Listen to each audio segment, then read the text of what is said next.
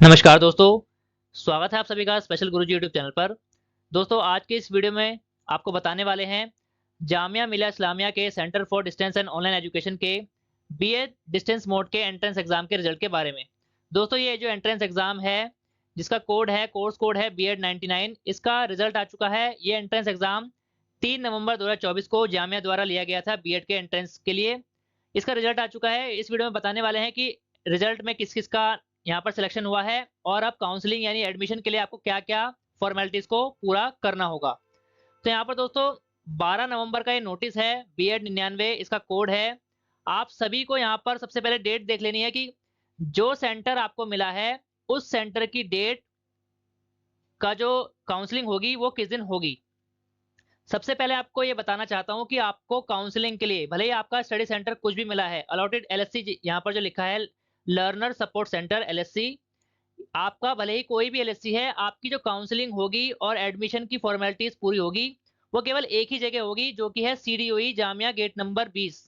तो ये बात ध्यान रखनी है, दोबारा से बता रहा हूँ, सबसे इंपॉर्टेंट बात यही है। बहुत से लोग कंफ्यूज हो जाते हैं कि मान लीजिए उनको बालाजी कॉलेज मिला है तो वो सोचते हैं कि उनको बालाजी कॉलेज 18 नवंबर को जाना है। ऐसा नहीं है।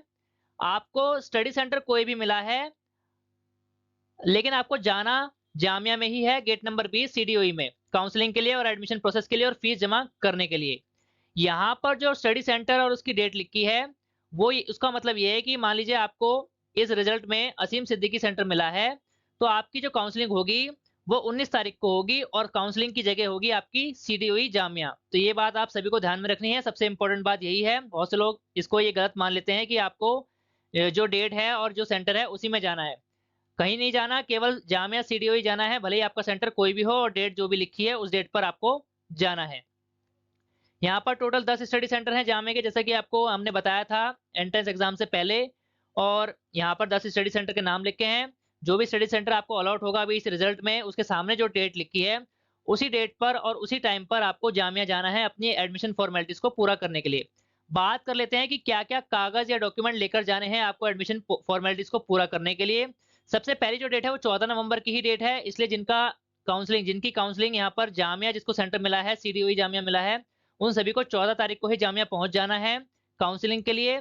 10 से 1 बजे का टाइम है और 2 से 4 का टाइम है। कागज क्या क्या लेके जाने हैं, बहुत जल्दी जल्दी आपको अपने कागज जो है तैयार करने पड़ेंगे क्योंकि आज यहाँ पर 12 तारीख हो चुकी है, कल का ही दिन आपको कागज पूरे करने के लिए मिल रहा है जामिया सेंटर वालों को। यहाँ पर आपको जो भी डॉक्यूमेंट मैं बताने वाला हूँ सारे के सारे ओरिजिनल भी लेके जाने हैं और 2-2 सेट कम से कम फोटोकॉपी लेकर जानी है और उन सभी फोटोकॉपी पर आपको सेल्फ अटेस्ट करना पड़ेगा, अपने साइन करने होंगे। यहाँ पर लिखा है duly signed by the applicant along with the form. Form का मतलब यह है जो आपने जामिया एंट्रेंस टेस्ट का फॉर्म फिल किया था उसका प्रिंट आउट भी आपको लेकर जाना है। ओरिजिनल डॉक्यूमेंट लेकर जाने हैं वेरिफिकेशन के लिए। अगर आप कोई डॉक्यूमेंट मिस करते हैं तो आपसे वहां पर अंडरटेकिंग ली जाएगी।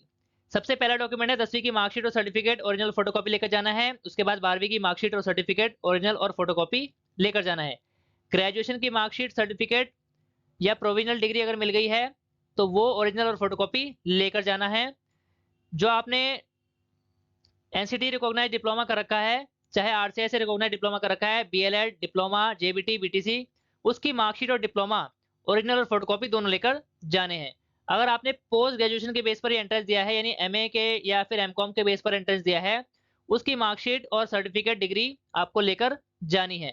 आधार card, PAN card, driving licence या वोटर ID कार्ड, इनमें से कोई भी एक चीज ओरिजिनल लेकर जानी है और फोटोकॉपी भी लेकर जानी है। यहाँ पर आधार कार्ड को मेनली प्रेफरेंस दी जाती है, तो कोशिश कीजिए कि इन चारों में से कोई भी 2 ID आप जरूर लेकर जाएं और उसमें आधार कार्ड जरूर हो। अगला जो है मेन डॉक्यूमेंट जो आपको बाहर से बनवाना पड़ेगा जो कि बहुत ज्यादा जरूरी है। आप अभी भी जिस स्कूल में काम कर रहे हैं, क्योंकि जैसा कि आपको पता है कि डिस्टेंस से BEd करने के लिए आपको किसी भी रिकॉग्नाइज स्कूल में वर्किंग होना जरूरी होता है। तो यहाँ पर लिखा है character certificate from the school where you are currently employed original. तो जिस स्कूल में आप अभी जॉब कर रहे हैं उसी स्कूल का आपको कैरेक्टर सर्टिफिकेट बनवा कर लेकर जाना है कि आपका कैरेक्टर सही है और इस तरीके से फॉर्मेट में लिखवा कर लेकर जाना है अपने प्रिंसिपल के लेटर हेड पर, स्कूल के लेटर हेड पर प्रिंसिपल की मोहर के साथ में ओरिजिनल जमा होगा। इसकी फोटोकॉपी जमा नहीं होगी, ओरिजिनल जमा होगा। अगली चीज है 8 नंबर पर जामिया का ऑनलाइन रजिस्ट्रेशन फॉर्म, जो आपने जामिया में रजिस्ट्रेशन किया है एंट्रेंस टेस्ट के लिए उसका प्रिंट आउट लेकर जाना है।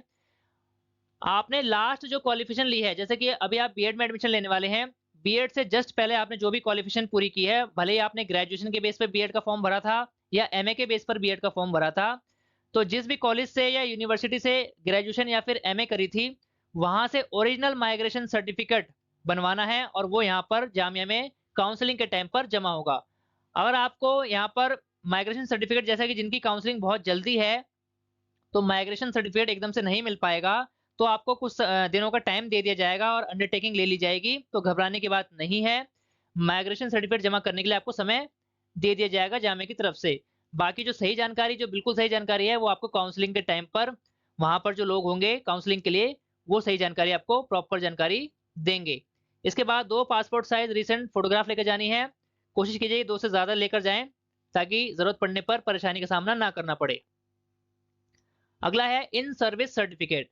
एक तो कैरेक्टर सर्टिफिकेट अपने स्कूल से बनवाना है, एक मेन चीज। दूसरी मेन चीज है इन सर्विस सर्टिफिकेट, यानी आपको जिस स्कूल में आप काम कर रहे हैं अभी और जिस भी पोस्ट पर काम कर रहे हैं, वहां से आपको प्रॉपर लिखवाना पड़ेगा कि आप इस स्कूल में इस पद पर इस तारीख से काम कर रहे हैं और करंटली वर्किंग है।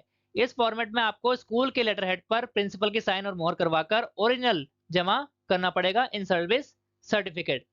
12 और 13 नंबर पर जो नई चीजें ऐड हुई हैं, वो यूजीसी एबीसी आईडी जो आपने फॉर्म भरने से पहले ही बना ली थी, उनको प्रिंट आउट लेकर जाना है।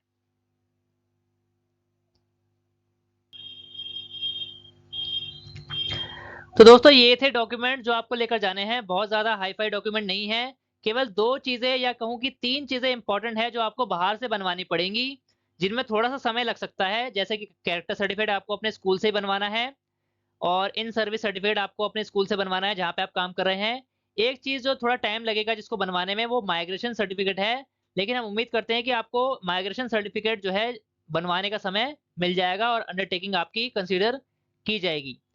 एक इंपॉर्टेंट बात यहाँ पर यह है कि अगर आपने दी हुई डेट पर अपनी काउंसलिंग प्रक्रिया को पूरा नहीं किया, तो आपकी जो सीट है वो खाली मान ली जाएगी। लेकिन फिर भी यहाँ पर आपको मौका दिया जा रहा है। नोट यहाँ पर लिखा है कि those student who miss the due date of document verification may be permitted to get their verification 18 से 21 नवंबर with due permission from the director CDOE।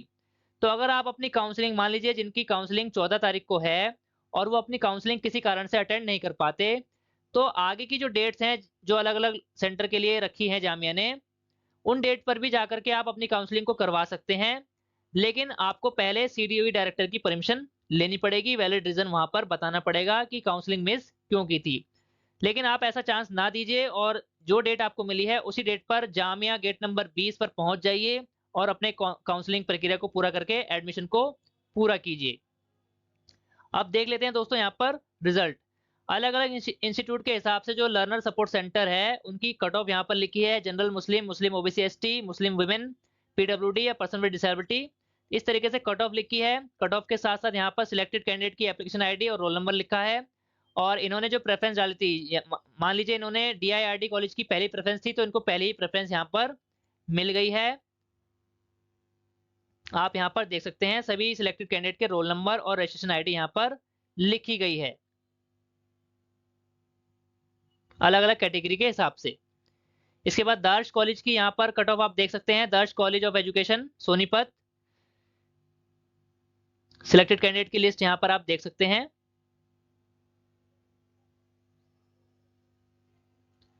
इसके बाद अल फलाह यूनिवर्सिटी धौज फरीदाबाद हरियाणा की यहाँ पर आप कट ऑफ देख सकते हैं।